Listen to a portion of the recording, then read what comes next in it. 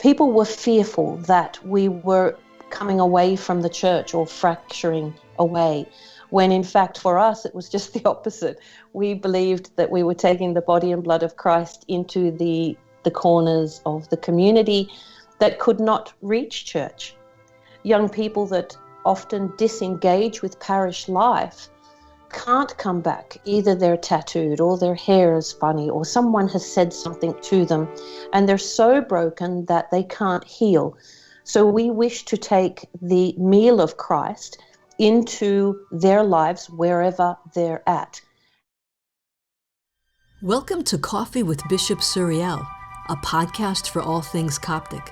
This is a conversation about authentic Christian faith, Coptic history, patristic writings, the family, arts and music, religious education, youth matters, evangelism, and much more. Bishop Suriel likes his coffee like he likes his conversation, light, sweet, and scorching. We'll be joined by an array of guests who'll share their experiences, their backgrounds, and their insights to bring about an exciting discussion, and we hope you agree. Enjoy the podcast, and please welcome our host, Bishop Suriel. As we're joined by Debbie Armanios, the director of Exodus Youth Worx, an innovative way of serving youth in crisis. This is part 2 in our 3-part series. Here's His Grace and our special guest. Your Grace. Irini Pasi, peace be with you. Welcome to all our dear viewers and listeners, and I pray that you are having a successful week that is full of hope and joy. I also welcome back our dear guest, Debbie Armanios, as we continue today to learn more about Exodus Youth Worx, an innovative ministry for youth in crisis. You may recall in part 1 of our conversation last week, we learned so much about Debbie's early life, her baptism into the Coptic Church, her ministry as a Sunday school and youth leader, and the early beginnings of Exodus Youth Worx. So today, I hope to expand the conversation a little more. Thank you, Debbie, for making the time to be with us again for part 2 of our dialogue. So, it's great to have you back with us. Thank you, Your Grace. It's a blessing for us here in Sydney. Thank you. So to start this off, why did you call this organization Exodus Youth Worx? That question gets asked of us a lot. The young guys that started Exodus Youth Worx with me, there were about 5 or 6 of them at the time. We weren't sure what to call it at first, but those guys started to talk about a journey and finding people that were in slavery and captured by addiction, mental health, life's experiences. And our vision was to find them where they were captive and lead them home to the promised land. And so when we started looking at the book of Exodus, we realized that it really reflected the service and the ministry we were that we were in. And every couple of years in our Bible study, we look at Exodus again, the chapters, studying how everyone really is captive to something, captive to sin. And it is the lights of the victorious church and the servants of the struggling church that lead us home. And this is our vision, that we are light in places of dark places. There's a captain in the Salvation Army here, Paul Moulds, and he speaks of setting up services at the threshold of the gates of hell itself. And we want to take Christ to the darkest places of the streets and of communities, and to be comfortable with the dark and not fearful, and to set up shop and to walk with people, even if it takes 40 years to the promised land. It is a service of sheer endurance and grit and patience, and you learn that on the way as a servant. So yes, this is Exodus. The black uniform was, we felt that we were working in the dark, the light of the white cross here, just shining enough to call people home. That's really wonderful, because yes, I would agree with you that this ministry needs a lot of endurance and patience and prayer, because it's not easy. It's really tough ministry, and I'm sure that you meet with a lot of difficult and broken people, and we'll talk a little bit about that more with Krolos Salib in the final episode. Yes. But can you tell me a little bit, maybe since we're talking about the logo, how you came up with the logo for Exodus Youth Worx? Well, it is a diamond. Here we go. And it's a matter of, when you're talking about mental health and change, you talk about CBT, cognitive behavioral therapy, and it is a change of direction, or a metania, if you wish. And so wherever people are at, what we're looking for is that change of direction, and to bring them back up to a place of the promised land, the place of heaven, living on earth with Christ and reconnected with him. That's a very beautiful symbol. Thank you. So, why and it's was deliberately, there is no cross on the logo, because we're actually reaching out to people of other faith and people without faith. Okay. So, yeah, it's deliberate. Yes, so it's really all encompassing of all of humanity, and reaching out to anyone that's there that wants help. It really reminds me a little bit about Saint Pachomius, one of the great monastic fathers, and how he went out and reached to the whole community to serve them, those that were Christian or those that were not. So that's a really wonderful. So why was the Coptic Church hesitant at first to accept this ministry, and what were some of the obstacles and challenges in setting up this ministry? And feel free to, tell us exactly how that was for you. How exactly was it? Well, those are days past, thank God. God is very good, and has seen us through to a wonderful place where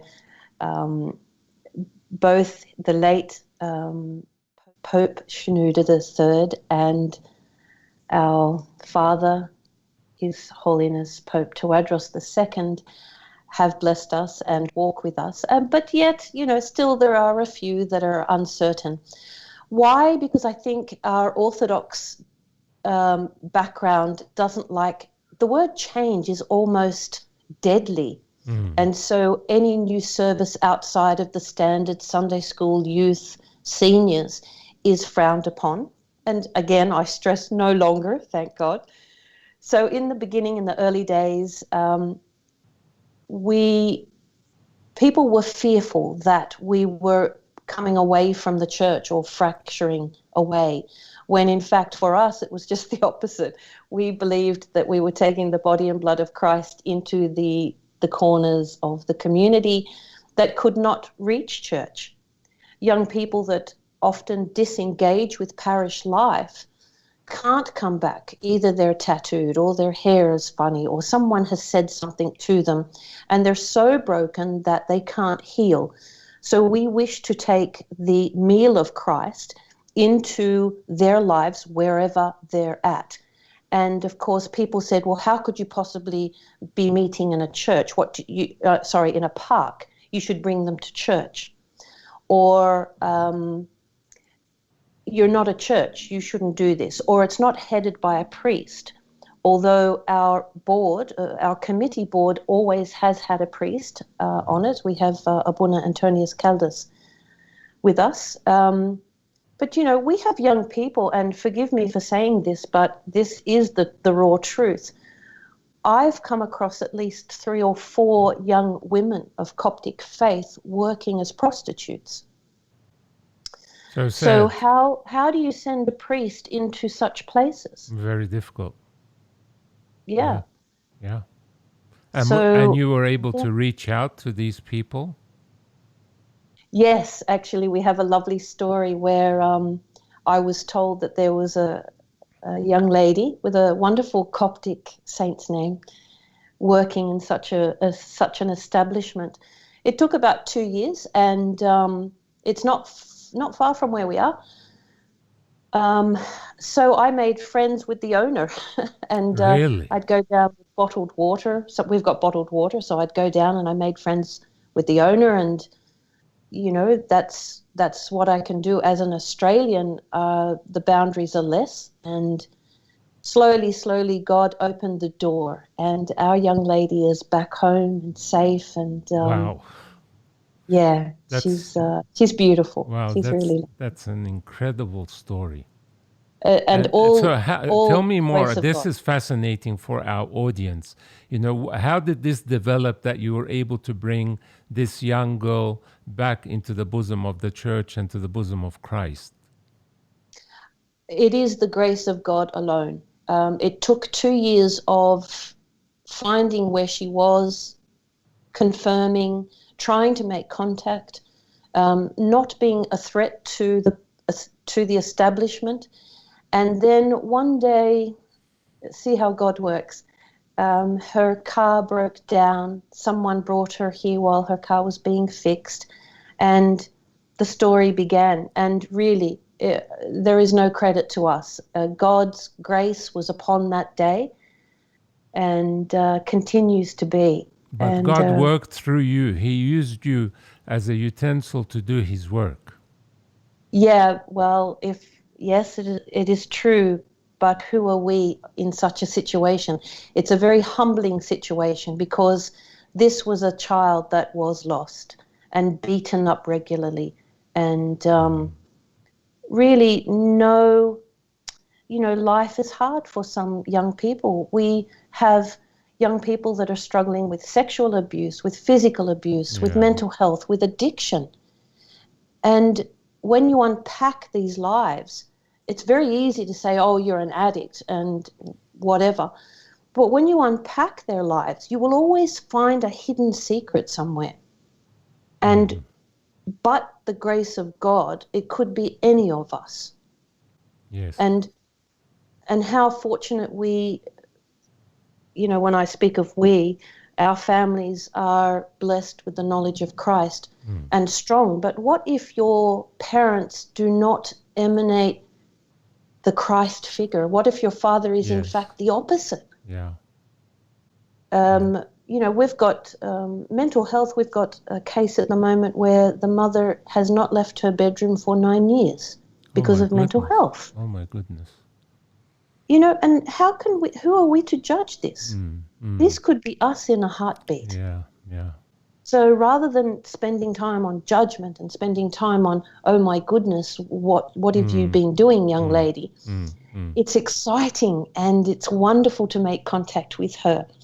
And she's loved so dearly here. This is so refreshing, and it's really brought tears to my eyes to hear this story today, and how God blessed the Exodus Youth Worx, to make you as a vessel to be able to reach out to this beautiful young lady and to be back again in a safe place. Thank you so much for sharing that. I understand that Exodus Youth Worx is supported spiritually by Father Antonius Caldes, a great friend of mine. We grew up together in the same church and did the preparation to teach Sunday schools together. What has his role been in the organization? We have 10 members on the board of committee members, and Abuna guides us all spiritually and encourages us. In the early years when things were tough, he said, stand fast. And he prays for us, and he's here with us, amongst us quite often. And when we have young people that perhaps have disengaged with parish life and even forget confession, let's talk about talking with a priest. He is very approachable. His manner, the way he serves is so beautiful and so simple. And people will just sit and talk to him. And that's all it is. Confession starts with a chat, always. Yeah, he's a very humble man, even though that he is highly educated now with a PhD in philosophy and a great speaker, but at the same time, a very humble priest that is very much loved by all of his congregation, and I'm sure by all of those that are being served at Exodus Youth Worx. We're very spoiled. Any question you ask me, I can say we are spoiled. Well, I think this ministry needs, all the support that it can get. And I hope that it spreads in many, many different other parts of the world. It's so much needed. And it's a difficult ministry that many, maybe clergymen, don't know how to deal with some of these situations. And you have been able, by the grace of God, to find solutions to many of these broken young people. So thank you for this excellent ministry that you are carrying out there. So where does religion, faith, and spirituality fit in at Exodus Youth Worx? I mean, how and when do you begin reintroducing faith into the lives of broken people? Is there a process? Yes, the process begins with us. As I found Christ by asking, what do you have that I don't have, and I want some of it, this is how Christ should be introduced.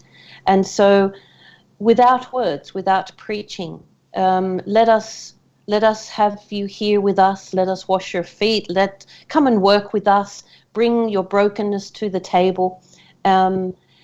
Is where it all starts. Yes, we have icons around the place and we have crosses, but it is our actions, and that is where it all starts. When you look at the early church, they were ministering to the needs of the community. And so let's say you've got a domestic violence situation. If you can work with that family and rescue that family and bring them to a place of safety and peace, and a safe place at least to start discussing things, we have introduced Christ, his elements and his characteristics, his way. And that's how it all starts here. That's, sometimes not the stereotypical way that maybe the church does things, but what you are doing works, and the ultimate goal at the end is bringing back people to Christ, and that's what you're doing, and you have been so successful at. So God bless you for that. What about for the staff themselves? Is there a spiritual daily, weekly, annual spiritual program for them? We now have a liturgy held within our headquarters here at Rockdale every week, and that is celebrated by Father Sam Fanous. He has the outreach church in Miranda. And so his approach, it's beautiful. It fits right in with Exodus, and he is able to sit with those who are in the room. We had a young man have communion for the first time, I think it was about 11 years last week. Incredible. And the grace of God, really. So that's there, and everyone in the building may have the opportunity for confession or communion if needs be. Those who are not Coptic are with us in the at the end of the liturgy and for breakfast, and just to see community. And really, this is Arabi. This is where you see everyone together. Yeah. So we do that. We have our Bible study once a week, which last year, if we took a snapshot, the best snapshot for our Bible study last year, around the table we had one Jewish person, we had one Muslim, one non-Christian person, and a couple of Copts. And you must wonder, how do you get a Bible study happening with such a connection? But it's not hard. It's not hard. That's amazing. So a Jewish person in the Bible study, a Muslim, some non-Copts and some Copts. Yeah. That is amazing. And what was the Bible study about?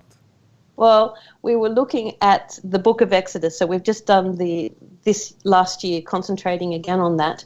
And let's be honest, everybody's captive of something. That's not hard. Yeah. And then everyone wants a place of safety. That's Yes. not hard. Yes. And then everyone needs lights to guide them. That's not hard. And so we speak from our experience. This is how we come to our place of safety. Come with us. Come on the journey. And they really, it's such a safe space. It's such a beautiful place, the Bible study. Yeah. And so, in general, how many would be not from an Egyptian or Coptic background that would utilize the services of EYW?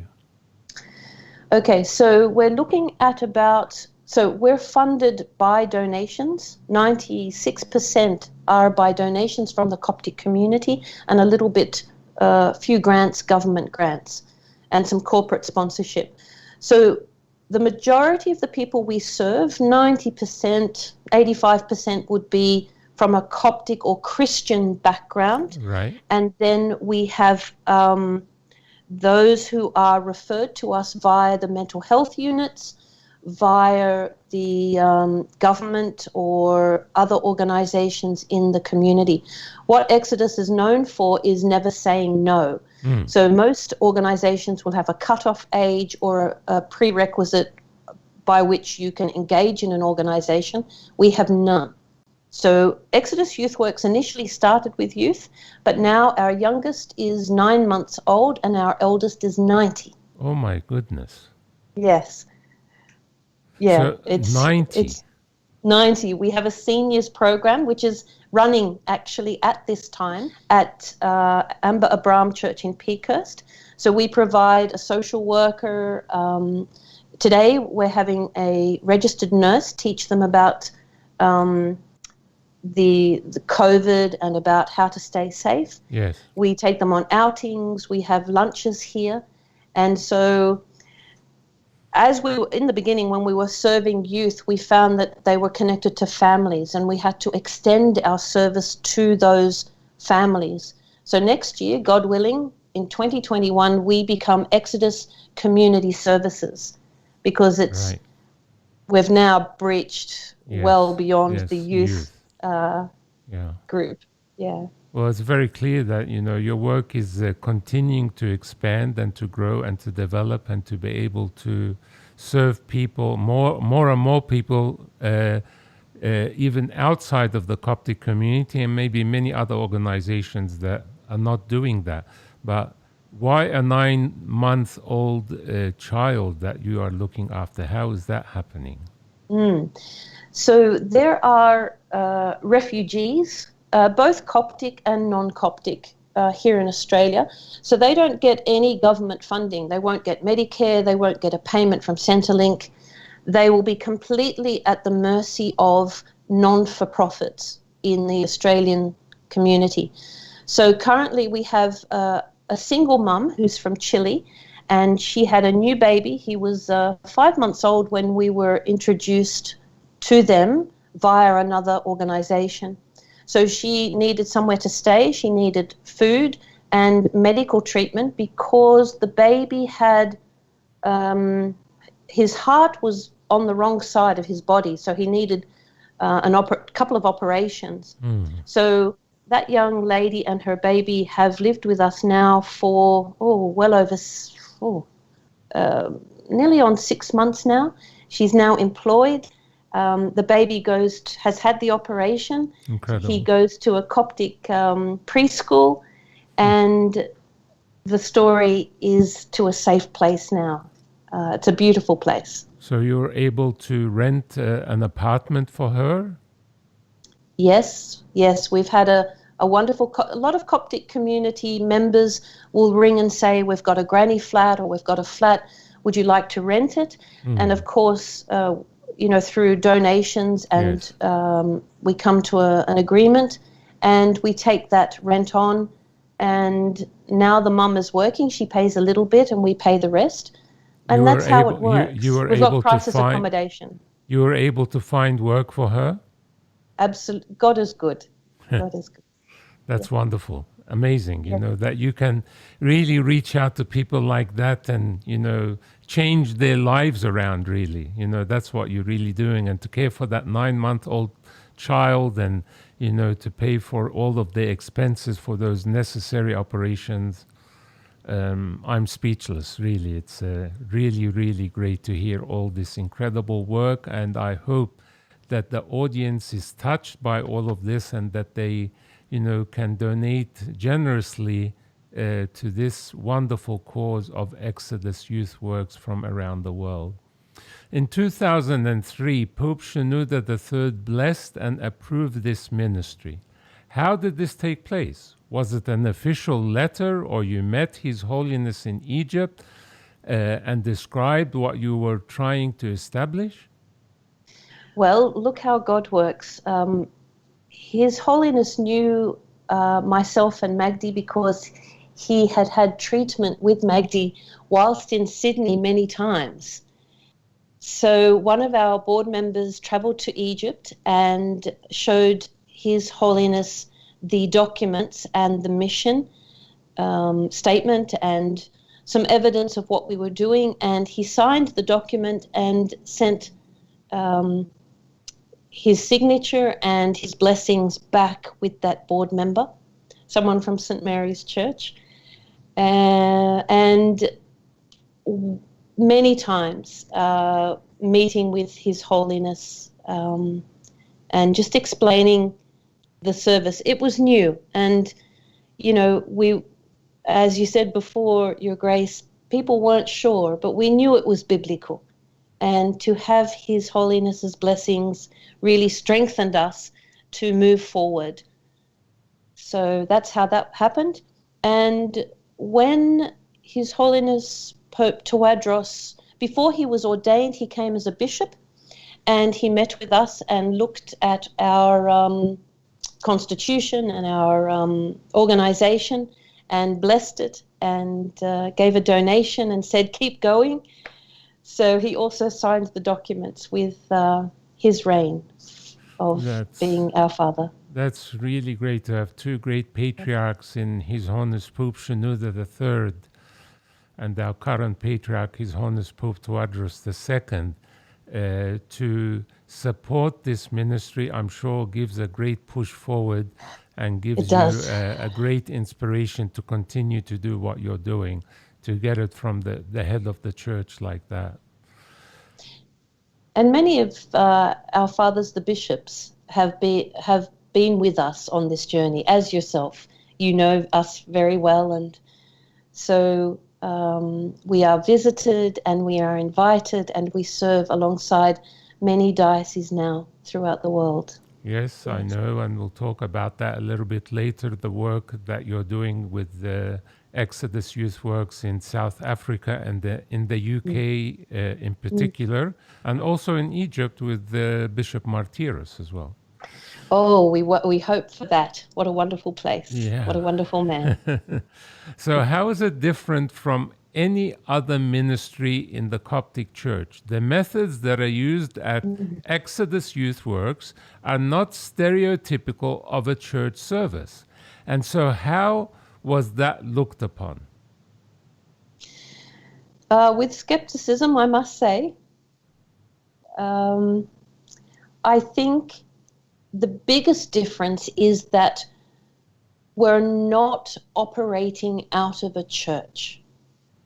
So we are set up as a non-for-profit organization, completely independent of our diocese, for two reasons. One, of course, we want to keep our church and our community and our diocese safe. So God forbid if anything was to negatively happen at Exodus, we don't want to implement our own diocese. We want to be an organization that stands alone and takes full responsibility. And at the same time, that makes a lot of sense, obviously. Yes, we feel. And so that's the first reason. And the second reason is that having it set up like that and not in a church, we are able to apply for grants that may not be available if we were a church community. So this is the big difference. We are not, in the beginning, people thought we were trying to set up a church. On the contrary, it's impossible. So, and also to have, it's not headed by a priest. And that's for the same reason. We want to keep our clergy liturgically serving and in the community, but not responsible if something does go, we have suicide. We have, families that are in crisis. And, sometimes the backlash of, for instance, trying to explain myself, if you've got a domestic violence situation, which we had here a couple of years back, there were several fathers, several of the priests rang and said, look, we can't get into this house. They won't, the husband won't let us in. Is there any chance you can check it out? Wow. And of course it was difficult. And that husband, we don't want the church being attacked publicly or, the fathers do enough for us. So why can't social workers back, working parallel, working side by side, enter a home with the police, sort the situation out, pull the mom and the kids out safely? That woman now is, and there's now reconciliation because there was a bit of distance between the parents. Right. So, it has to be done by an organization, not priests. It's just not fair. Because, our clergy, as you said, they do incredible work long hours in the spiritual ministry. But sometimes there are situations like what you just mentioned, where the social workers, are the experts in that field, know how to deal with these situations and know when to bring the priest back to support at the right time. But when it's a hostile situation like this, then obviously the work of Exodus Youth Worx is critical here. Could you maybe just say a few words about how the ministry that you do there is different from what's in the church? It's not a liturgy or your typical service in the church. What is different? If someone walked into your facilities, for example, what would they see there? We'll talk more about, the different programs and so on. But how is it different, and why is that important for the people that access the service?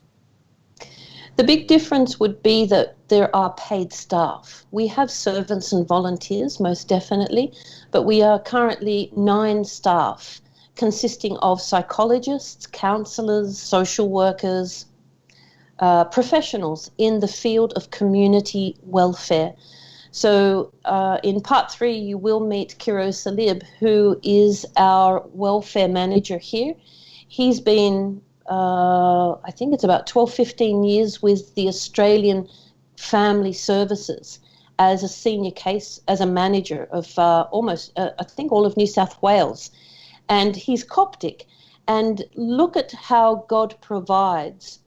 Our own people, understanding, culturally sensitive with the Middle Eastern community, have these credentials. Why not use them? Why are they employed by other organizations? Why shouldn't they be with us? Yes. Yeah. This is the big difference. So when you walk into Exodus Youth Worx, you will be greeted by a social worker. We do have youth workers as well, but a social worker most definitely. And there will be an intake form, there will be an assessment, and the process will begin in a professional manner. We really strive to provide an A-class service to anyone, whether your name is Magdi or whether it is Muhammad. You will be treated in the same manner, in the same way, and we will display the essence of Christ to you regardless. And this is the witness of Christ in this place. Yeah. And those who are not Coptic on staff, they're known more than us to say, Like it happened with the single mum. We needed a washing machine. This happens on a daily basis. I'll get a call. Do you need a washing machine, Deb? Yes, actually, I do. And God spoils us ridiculously. Well, this So is I love really the crux Yeah. of the Christian message, isn't it? To It go is. out and to preach the gospel to every creature. And you're doing this in such a practical way. Yes. And, how can, people say, oh, you want to see the hand of God or you want to see the face of God in your life. I would welcome them into service. It's when things are impossible and you literally have to walk on water today. God is there, Christ is there, and you are lifted up onto an amazing level when he provides. Why would he bother with such things as washing machines, and amazing things? Because he We cares. don't have He enough cares time. for all of our needs. That's why. Totally. Like the other day, we were $188 short, $188 to pay something. And one of the Coptic staff came in and said, oh, someone just stopped at the door and they just gave this money. It's in an envelope. And I said, count it. And it was $188. Unbelievable. And he went, oh, it's your God again. Unbelievable. Yeah. How God Lovely. works in so mysterious ways. Yes. Yes. So, wouldn't miss it for the world. Go ahead. I wouldn't miss it for the world. It's just so inspirational, Debbie. I'm learning so much from you in these episodes. So do you actually go out looking for youth and people who are in crisis and reach out to them? Or people are referred to you by their families and friends? Both. So we will hear, again, God works. We hear of cases and then we start making, we'll make some background checks. We'll talk to people, see where they are at, who do they know, and God finds a way. We do our best to reach anyone that has been suggested to us. But these days, we are very kept busy by referrals. Right. Our fathers, the priests, are very much working with us. And so on any given day, you might find a family reconciliation meeting happening with the young person, with a priest, with a counselor, a psychologist, all working holistically for the aim of getting this family back together or this young person back into the embrace of Christ's goodness and forgiveness and healing. So it works both ways. So are these cases you are dealing with only Sydney-based or New South Wales, or is it across Australia? It's across Australia. Wow. In fact, just before lockdown, we were in New Zealand. Really? For 4 days. Oh. Yes. So if we can't reach someone, if they're interstate, we will try and organise for them to be flown up here if needs be, if we can't work with them at that distance. Right. Yeah. Well, Yes. I really hope that this can spread in many, many other cities across Australia and, in fact, across the world. So, Debbie, what goes on day to day at the center and what facilities do you have there? All right. Well, we open at 8 o'clock in the morning, and pre-COVID, we would be open pretty much every night till about 10 or 11, sometimes 12 o'clock. That's changed during COVID, of course, because we cannot gather in groups. We have programs and services. So programs are the vehicle by which we engage with people. So it's a seniors program. It might be the iWorks program.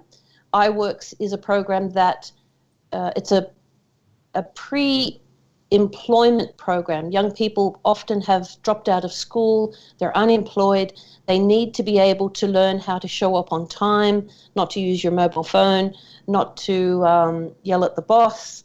And so we have young people in the building doing tasks and sometimes actually outsourced. So during the school holidays, our local Coptic college was renovating. So our young people on iWorks program were sent up to the college to paint the walls and to clean the buildings, therefore engaging them in parish life again, seeing what the parish is up to. And they are paid a minimum wage for that program. So people fund that program. Currently, we have about 8 to 10 young people on that program. We have an art therapy class running on a Thursday night, which always has a counselor or a social worker amongst the people. And when you look at how our programs run, you can't tell who's who, really. Because casual chatting is a way of breaking the ice. If you go to a counselor, you're sitting in a room by yourself. Yep. It's very awkward. Doesn't work with some people. Of course. The art therapy class, we make jewelry. So we take a rough material, and within 2 weeks you go home with a piece of beautiful jewelry which reflects our life. A little bit of polishing, a little bit of shaving off. Yes, indeed. The diamond's waiting. Yes, of course.